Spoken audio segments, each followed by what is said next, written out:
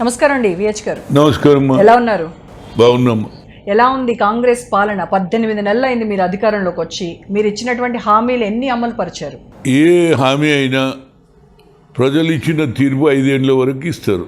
ఏది తీర్పు 5 ఏళ్ల కాలంలో సోనియా గాంధీ గారు ఇచ్చిన 6 డిక్లరేషన్ కానీ, అదేవిధంగా రాహుల్ గాంధీ గారు కన్యాకుమారి నుంచి కశ్మీర్ వరకు మ్యారథాన్ వాక్ చేసి 4500 కిలోమీటర్లు కన్యాకుమారి నుంచి కశ్మీర్ వరకు నడిచి ఆయన ఒక మంచి ఆలోచన వచ్చింది. ఏమన్నాడంటే, ఎవడు చేయని పని 1931లో వచ్చింది క్యాస్ట్ వైజ్ సెన్సస్. ఆ తర్వాత క్యాస్ట్ వైజ్ సెన్సస్ జరగలే.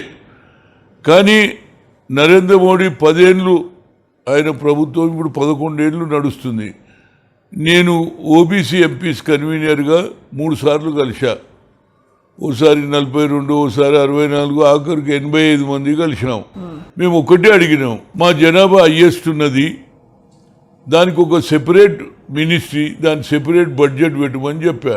ఆయన ఎన్నిసార్లు చెప్పినా పట్టించుకోలేదు. పోనీ లాస్ట్లో ఒక రిక్వెస్ట్ చేసిన, కులగణ జరగలేదు, మీరు అట్లీస్ట్ కులగణన చేయండి అని అడిగినా ఆయన చేయలే.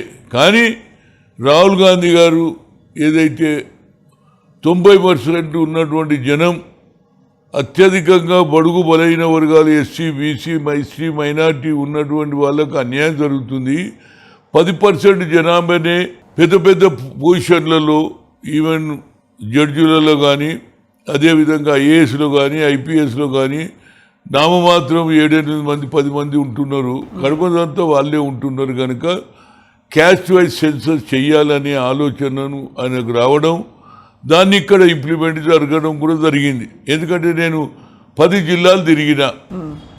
ఎందుకు 10 జిల్లాల జనానికి తెలవాలి, మేము క్యాస్ట్ వైజ్ సెన్సస్ చేసి తీరుతామని 10 మంది జిల్లాలలో తిరిగి, ఆఖరుకు కామారెడ్డిలో కర్ణాటక ముఖ్యమంత్రి, ఎందుకంటే అక్కడ 4 ముఖ్యమంత్రులు అయింది ఇప్పటి వరకు.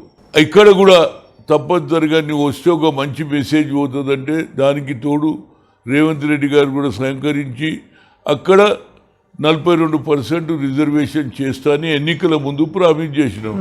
దాన్ని యావత్ భారతదేశంలో ఎవరు చేయలేదు, కానీ రేవంత్ రెడ్డి మాత్రం దాన్ని ఇంప్లిమెంట్ చేసిండు. క్యాబినెట్లో నిర్ణయం తీసుకున్నాడు, అసెంబ్లీలో బిల్లు పెట్టిండు, పాస్ అయింది.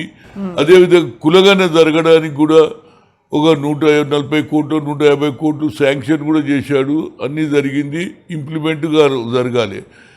కానీ నరేంద్ర మోడీ ఇప్పటి వరకు కూడా జనగణలో కులగణ అనేది ఇప్పుడు ఆయనకు ఆలోచన వచ్చి, ఇప్పుడు ఈ దేశమంతా కూడా చేయాలంటున్నారు కదా. ఆయన ఇప్పుడు ఏమంటున్నాడు, రేపు డీలిమిటేషన్ గురించి మాట్లాడుతున్నాడు. ఆయన డీలిమిటేషన్ వస్తే ఎక్కువగా దక్షిణ ప్రాంతానికి అన్యాయం జరుగుతుందని ఇవాళ ముఖ్యంగా స్టాలిన్ తమిళనాడు చీఫ్ మినిస్టర్ అంటున్నాడు. ఇది కేవలం స్ట్రెంత్ పెంచుకోవడానికే చేస్తున్నాడు తప్పితే, నిజంగా కులగణ జరిగితే మేము ఆర్థికంగా కానీ, సామాజికంగా కానీ, ముఖ్యంగా ఎడ్యుకేషన్లో కానీ, అదేవిధంగా ఉద్యోగాలలో కూడా వాళ్ళ పర్సెంటేజ్ ప్రకారంగా రిజర్వేషన్ ఇవ్వాలనేదే తెలంగాణ రాష్ట్ర ప్రభుత్వం ఆలోచన, రేవంత్ రెడ్డి ఆలోచన. దానికి తప్పనిసరి కట్టుబడి ఉన్నాం. ఇకపోతే 6 డిక్లరేషన్, 6 డిక్లరేషన్ అంచెలంచెలుగా ఇవాళ బస్సు ఫ్రీ చేసినాం. కొన్ని మేము ఆల్రెడీ మొదలు పెట్టినాం, కొన్నిటికి టైం పడుతుంది. రైతు బంధు సరిగ్గా